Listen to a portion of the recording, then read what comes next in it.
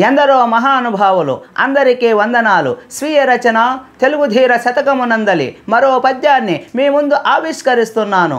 ఆలకించి స్పందించవలసిందిగా నా మనవి.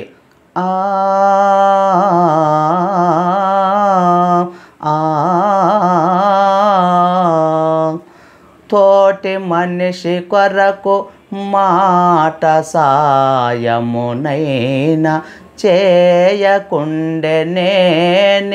శిష్టుడగునే. మానవత్వమున్న మనుజుడే మనుజుండు తెలుసుకోర మేటి తెలుగు ధీరా.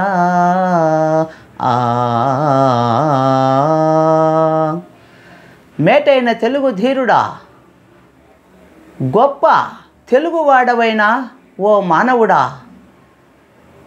తోటి మానవుడికి కష్ట సమయాల్లో అవసరాల్లో మాట సాయము చేసినప్పుడే మనిషి అని నీవు అనిపించుకుంటావు సుమా. తోటి మానవుడి కొరకు కనీసం వాడి అవసరాల నిమిత్తమై మాట సాయము చేసినప్పుడే మానవత్వం అనిపించుకుంటుంది అని అభిప్రాయం. అట్లా కాకుండా తోటి మానవుడికి విపత్కాలంలో కష్ట సమయాల్లో కనీసం మాట సహాయం కూడా అందించకపోతే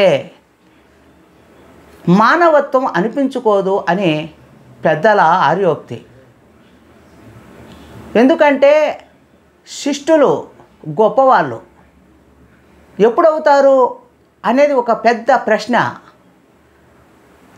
తోటి మానవుడి కొరకు మాట సాయము చేస్తూ మానవతా గుణముతో మనిషిని ప్రేమతో సోదర భావముతో చూసినప్పుడే మానవ మనుగడ సాగుతుంది అని పెద్దల అభిప్రాయం.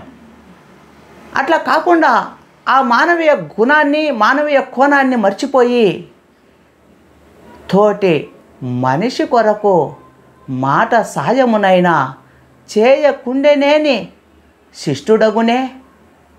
అట్లా చేయకుండా మనిషి మూర్ఖంగా జారిపోతే శిష్టుడవుతాడా, నిజమైన జ్ఞానవంతుడు అవుతాడా? కాడు అని అభిప్రాయం. అట్లా మాట సహాయం చేస్తూ అవసరాలకు సోదరభావంతో తోటి మానవుడి పట్ల కనీస మానవతా గుణాన్ని ఎవడు కలిగి ఉంటాడో అట్టి మనుజుడే మనుజుండు ఈ భూమిపై అని ఈ పద్య తాలూకు సందేశం. మిత్రులారా, ఈ వీడియో నచ్చినట్లయితే లైక్ చేయండి, షేర్ చేయండి, సబ్స్క్రైబ్ చేసి గంట సింబల్ నొక్కడం మర్చిపోకండి.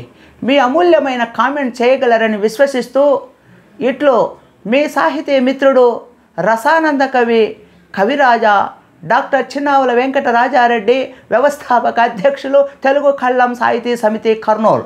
ధన్యవాదాలు.